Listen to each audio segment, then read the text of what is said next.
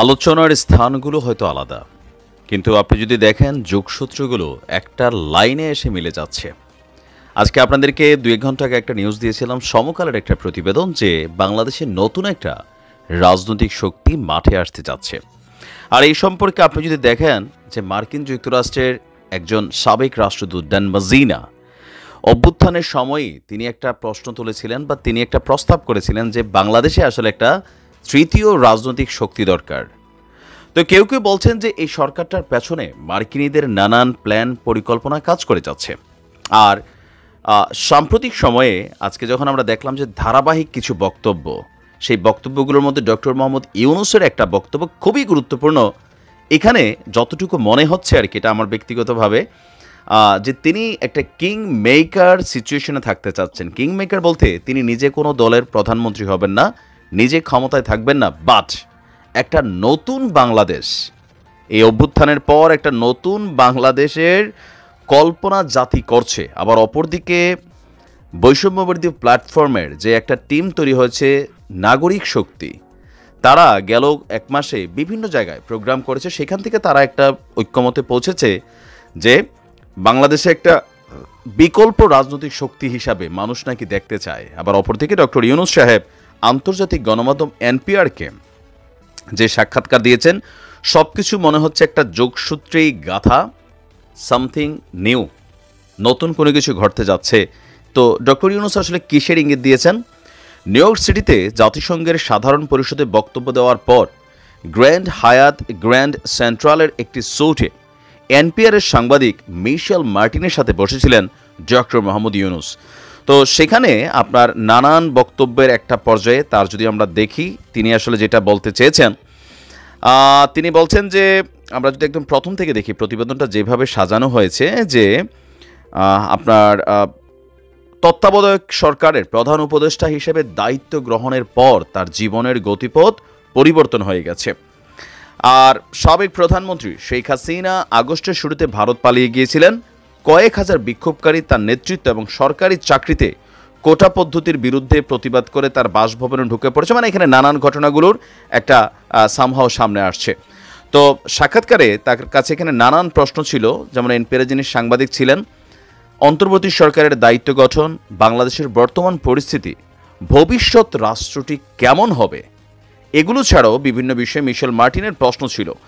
তো আমরা যতটুকু এখানে ফোকাস করতে পারছি যে ভবিষ্যৎ বাংলাদেশের প্রশ্নে তিনি আপনার আসলে কী ধরনের বক্তব্য রাখেছেন। মানে মার্টিনের প্রশ্ন ছিল এরকম যে, আপনি কি মনে করেন যে আপনি জনগণকে প্রতিশোধের পরিবর্তে সংস্কারের দিকে মনোনিবেশ করার পথে ফিরিয়ে আনতে পারবেন? কারণ এই মুহূর্তে আওয়ামী লীগের হাতে নির্যাতিত অথবা দীর্ঘ 16 বছর ধরে যারা নানান ধরনের সাফারিং করেছেন, তাদের মধ্যে একটা ব্যাপক প্রতিশোধের নেশা কাজ করছে। তো ডক্টর ইউনূস আসলে কোন দিকে, এটাকে কীভাবে মানে তিনি এটাকে ডেসক্রাইব কীভাবে করবেন? তো তিনি বলছেন, প্রতিশোধের সময় মাত্র কয়েক সপ্তাহ ছিল, তারপর পরিস্থিতি স্বাভাবিকের দিকে শুরু হয়েছে। আমরা দেশ চালাচ্ছি, কিন্তু এখনও বিক্ষোভ আছে। বেশিরভাগ বিক্ষোভ হচ্ছে বেতন ভাতা চাকরির দাবিতে, যাদেরকে সরকার আগে বরখাস্ত করেছিল। তো এইসব ইস্যুতে আপাতত আপনার বিক্ষোভ টিক্ষোভ চলছে। তবে নির্বাচন ইস্যুতে যে 18 মাস সময়ের ইস্যুটা আসছে, সেটা তো তিনি বলছেন জনগণ এই সংখ্যাগুলো বিবেচনা করছে না, কত মাস কত বছর তাদের প্রয়োজন মনে হয়। কেউ কেউ বলছেন এটি দ্রুত করা উচিত, আবার কেউ বলছেন যে আপনি দ্রুত না করলে অজনপ্রিয় হবেন, সব কিছু এলোমেলো হয়ে যাবে। আবার কেউ কেউ বলছেন আপনি দীর্ঘ সময় ধরে থাকুন, কারণ আমরা সব কিছু ঠিকঠাক না করে বাংলাদেশকে 2.0 এই জায়গায় নিয়ে যেতে চাই না। এখন 2.0 দ্বারা কিসের ইঙ্গিত দিচ্ছেন? তো তিনি বলা হচ্ছেন সংস্করণ 2 এর অর্থ হচ্ছে কি বলে, যে আমরা পুরনো স্টাইলে ফিরে যেতে চাই না। তাহলে এত জীবন দেওয়ার মানে কি? এর কোনো মানে নেই, কারণ আমরা যা করেছি সব কিছু ধ্বংস করেছি। তাই একটি নতুন দেশ নির্মাণ আমাদের শুরু করতে হবে। আর এটা খুবই চ্যালেঞ্জিং আর খুবই উত্তেজনাপূর্ণ।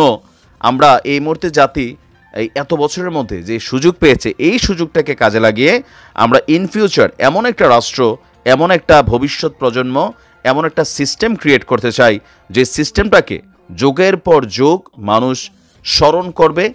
ব্যক্তিগতভাবে কোনো দলের প্রধানমন্ত্রী অথবা রাষ্ট্র ক্ষমতায় থাকার ইচ্ছা তিনার নাই, কিন্তু একটা নতুন বাংলাদেশ যেখানে প্রতিশোধ থাকবে না, এই জিনিসটা আমরাও কিন্তু চাই না তা না। আমাদের রাজনৈতিক দলগুলো আমরা সবসময় একজন সাধারণ কর্মী হিসেবে আমি আমার দলের কাছে এক্সপেকটেশন করি আমার দল যখন ক্ষমতায় থাকবে তার দ্বারা বা আমার দল দ্বারা কোনো নিরীহ মানুষ, নিরপরাধ মানুষ নির্যাতিত হবে না, একজন ব্যবসায়ী চাঁদাবাজের শিকার হবে না, মানুষের মেয়েদের সামাজিকভাবে সব কিছু নিরাপত্তা থাকবে। বিশেষ করে সরকার পালাবদলের পরে শত শত মায়ের কোল খালি হয়, শত শত প্রতিষ্ঠান কোম্পানি আগুন জ্বালায় দিয়ে লুটপাটের শিকার হয়, অনেক কোম্পানি বন্ধ হয়ে যায়, এগুলোতে কাজ করা হাজার হাজার মানুষ রাস্তায় পড়ে যায়, মিথ্যা মামলা, হিংসা এগুলো হয়। কিন্তু এইটা আসলে আমাদের দলগুলা পারবে কি না?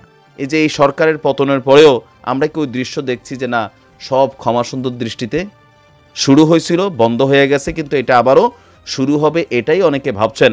আর ডক্টর ইউনূসও মনে করছেন যে এটাই হবে। সেই কারণে নতুন একটা বাংলাদেশ, এখন এই বাংলাদেশটা আসলে কি, কিসের ইঙ্গিত, অপরদিকে নাগরিক শক্তি সামনে আসছে, সব কিছু মিলাইয়া একটা নতুন কিছু হয়তো ঘটতে যাচ্ছে, সময়ের সাথে সাথে সামনে আসবে।